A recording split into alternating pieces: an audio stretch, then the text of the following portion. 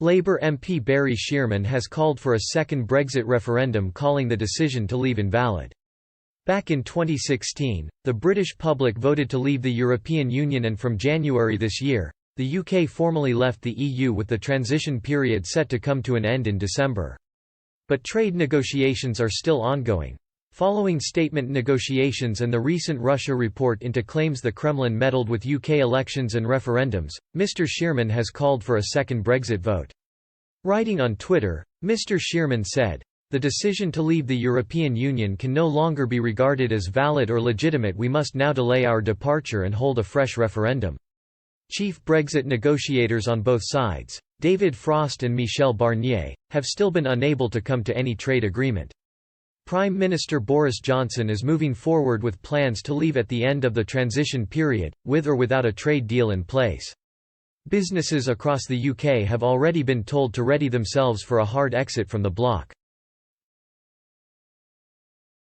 According to the Daily Telegraph, a senior government source said the UK's negotiating team is not willing to compromise on key issues such as access to fishing waters.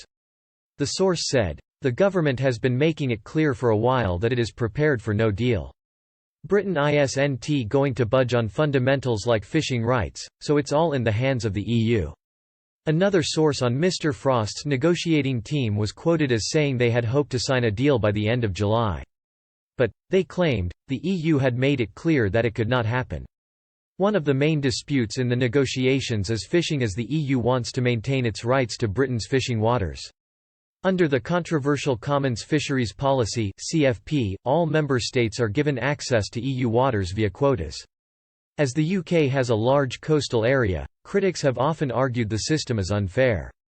There was a breakthrough in discussions over fishing rights back in June after the EU's chief Brexit negotiator, Mr. Barnier, suggested the UK would be treated as an independent coastal state.